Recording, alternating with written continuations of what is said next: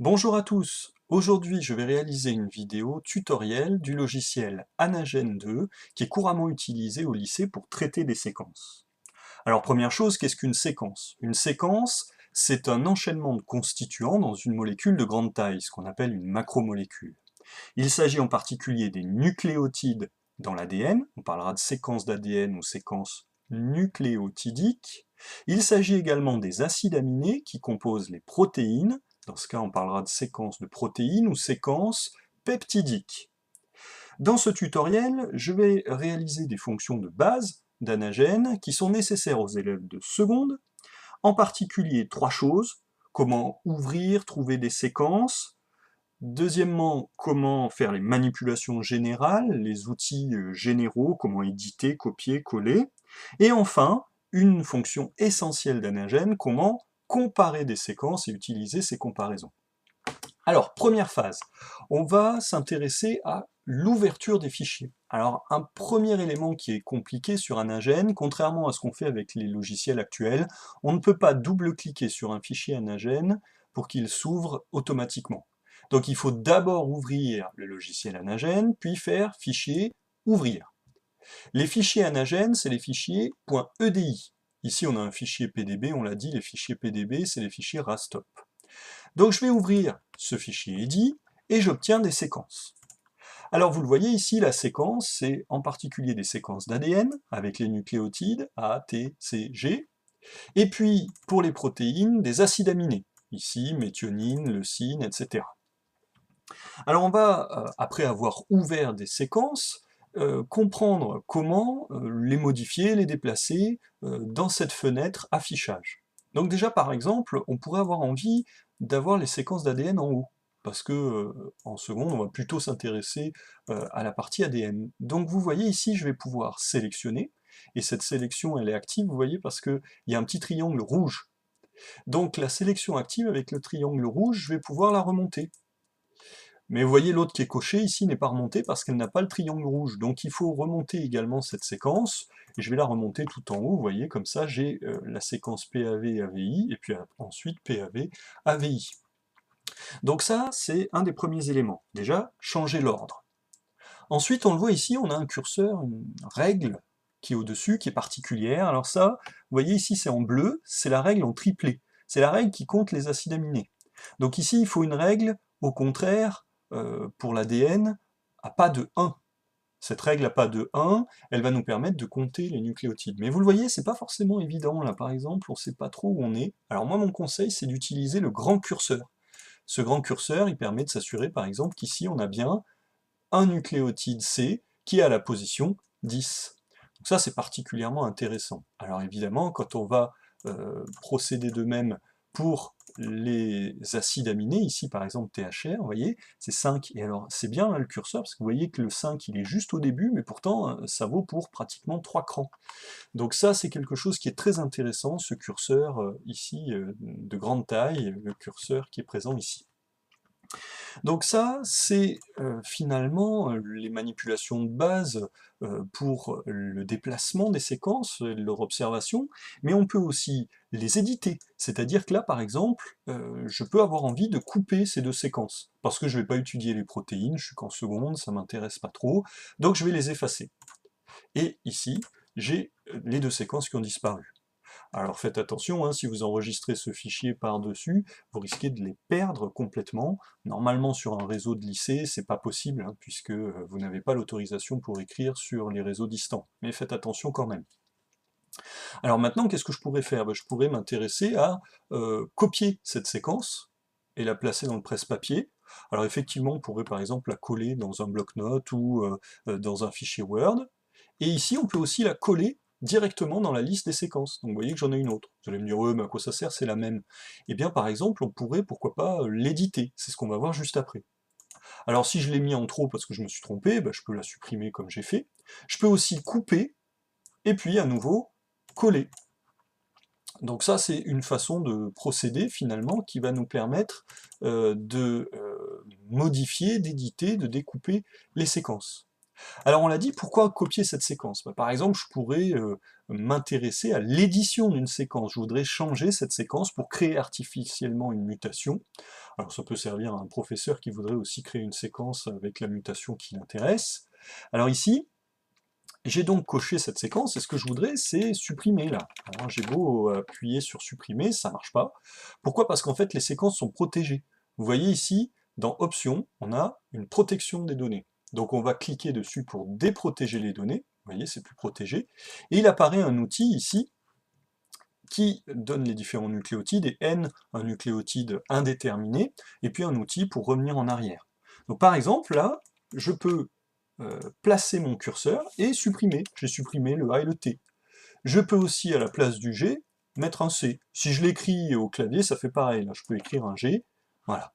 Alors on peut faire annuler, ouais, sauf que, vous le voyez, c'est assez brutal, hein, c'est d'un coup. Ça revient tout à zéro. Il a tout éliminé. Bon, alors c'est quand même pas plus mal pour être sûr de ne pas faire trop de bêtises. Quand on revient en arrière, on a tout d'un bloc. Donc de cette façon-là, on pourrait identifier un certain nombre de conséquences à des changements d'ADN. Qu'est-ce qui se passe si je fais un changement ici d'un A ou d'un T, etc. Donc ça, c'est pour ce qui concerne les manipulations générales. Si je résume, on a vu le grand curseur, on a vu changer l'ordre, on a vu la règle, on a vu comment éditer, comment modifier une séquence. On pourrait également voir comment créer une séquence. Alors dans Fichier, on peut créer une nouvelle séquence d'ADN, d'ARN, etc. Donc on peut créer une séquence ici de 0. Vous voyez qu'elle a un nom, ADN4, hein, donc on peut l'appeler FTC ou ce que vous voulez. Hein.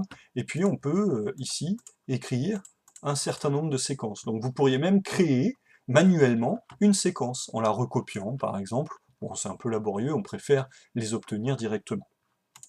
Donc maintenant que j'ai bien mis le bazar dans mes séquences, là, vous comprenez que ce que je vais faire, c'est cocher ces deux séquences et les supprimer.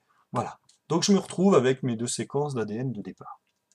Alors maintenant, je vais faire dans la troisième partie de ce tutoriel de la comparaison de séquences. Mais avant ça, je vais quand même fermer cette séquence-là et repartir sur la banque de séquences, puisque c'est quelque chose que je ne vous ai pas montré, hein, j'ai commencé par faire fichier ouvrir, mais vous allez voir que pour travailler avec Anagen, on va pouvoir, indépendamment des fichiers que peuvent donner les professeurs, travailler sur de très nombreuses séquences. Vous voyez ici, il y a vraiment plein de choses, le système ABO, l'antitrypsine, etc. Et puis parfois on a des choses qui sont classées par niveau, seconde, première, etc. Alors c'est plus tout à fait aussi évident, hein, puisqu'avec les changements de programme, il y a des choses qui se sont déplacées. Moi, même s'il s'agit plutôt d'un tutoriel seconde, je vais partir sur une banque qui est dans le niveau premier S, et le phénotype drépanocytaire. Alors ce phénotype drépanocytaire, qu'est-ce que c'est? C'est la drépanocytose, c'est une maladie génétique qui affecte le gène de l'hémoglobine. Les personnes malades sont porteuses d'un allèle HBS, hémoglobine S, c'est la globine bêta. Et donc vous voyez ici on a deux séquences, bêta A, l'hémoglobine normale, et bêta S, l'hémoglobine malade, et puis les séquences protéiques ici, vous vous en serez douté avec l'extension .pro. Alors déjà, première chose, c'est que là, vous voyez, si je clique, j'ai qu'une séquence, donc si je fais OK, j'aurai qu'une séquence. Alors, parfois, il y aura une dizaine de séquences à sélectionner, donc ce qu'il faut, c'est avoir la capacité à être plus efficace. Ici, si vous appuyez sur CTRL sur le clavier, vous allez pouvoir sélectionner les 4. Donc ça, c'est très pratique, ça vous évitera de faire fichier, ouvrir, etc.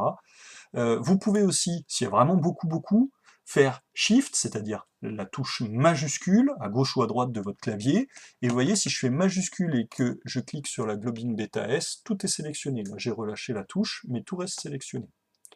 Alors, moi, je ne m'intéresse pas forcément aux séquences de protéines, là, on va faire simplement la séquence d'ADN, et cette séquence d'ADN, je vais sélectionner les deux séquences des allèles bêta A et bêta S, et maintenant, je l'ai dit, je vais m'intéresser à la comparaison de séquences. Alors cette comparaison de séquences ici, je vais la faire en cochant les deux. Alors chose importante aussi, on compare ce qui est comparable. Vous ne pouvez pas comparer de l'ADN avec des protéines, c'est pas possible. Donc il va falloir comparer des séquences d'ADN identiques. Vous ne pouvez pas non plus comparer une séquence d'ADN d'hémoglobine avec une séquence d'ADN de groupe sanguin. C'est absolument incohérent. Donc il va falloir comparer des choses comparables. Donc ici, j'ai sélectionné les deux, et pour comparer, je vais faire traiter, comparer les séquences. Vous le voyez, on peut aussi utiliser le bouton F8 du clavier. Je vais comparer et j'obtiens des options. Alors qu'est-ce qu'on a dans ces options? Comparaison simple ou avec discontinuité, qu'est-ce qui vaut mieux? Eh bien je vais être catégorique, il faut toujours utiliser avec discontinuité. Pourquoi? Parce qu'à l'avance, on ne sait pas exactement ce qu'il peut y avoir dans ces séquences. Si on fait comparaison simple, le logiciel il va comparer le nucléotide 1 avec le 1, le 2 avec le 2, et ainsi de suite. Et donc, admettons qu'ici, il en manque un, ou qu'il y en ait un en trop. Eh bien, le logiciel va continuer sa comparaison simple, avec le 2 contre le 2, le 3 contre le 3, ainsi de suite, et donc il va croire que tout est différent. Donc il va vous dire que c'est complètement différent, qu'il y a des mutations hyper graves, alors qu'en fait rien du tout, c'est juste qu'il y a un décalage, alors ça peut être grave, hein, mais il y aura juste un changement, pas des dizaines et des dizaines. Donc on va faire avec discontinuité pour s'assurer de ne pas avoir de soucis par rapport aux additions ou délétions qui pourraient avoir lieu dans la séquence d'ADN. Est-ce qu'on choisit alignement par paire accélérée ou pas? Alors ça, c'est pour aller beaucoup plus vite, mais c'est beaucoup moins précis. C'est utilisé sur des très grandes séquences, au moins 5000 nucléotides. Là, on est sur des séquences qui font moins de 1000 nucléotides, donc on ne va pas utiliser cette option. Vous allez le voir, ça va être plutôt rapide. Vous voyez, en moins d'une seconde, ça m'a fait la comparaison. Alors, on est d'accord, on est sur des séquences qui font moins de 450 nucléotides ici, c'est plutôt rapide.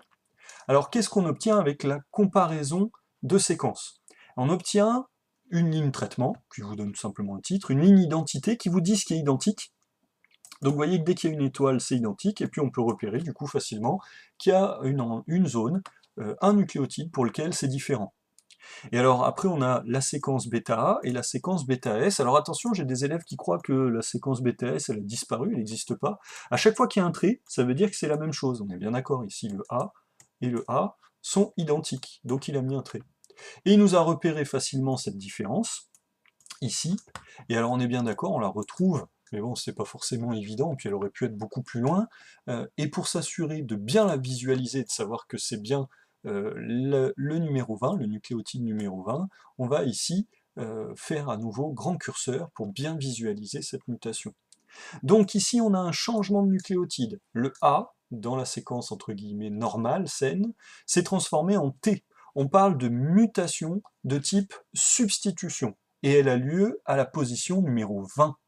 Donc c'est important, votre prof de SVT, il attend ça, il attend la nature de la mutation, un changement, une substitution, A devient T, C devient G, etc. Et la place, la position de la mutation, ça c'est hyper important. Vous avez tendance en seconde à l'oublier relativement souvent. Ça c'est vraiment crucial, donnez bien la place de la mutation. Donc on le voit ensuite dans le reste de la séquence, il n'y a pas eu d'autres changements. Et donc, grâce à ce tutoriel, on a bien pu voir comment identifier des mutations par des comparaisons de séquences, et on a identifié finalement les fonctionnalités de base du logiciel Anagen. Dans les tutoriels suivants, je m'intéresserai à des fonctions avancées, notamment la conversion des séquences, mais aussi des comparaisons avancées pour identifier des pourcentages de ressemblance. Je vous remercie de votre attention, je vous souhaite une très bonne journée, à bientôt.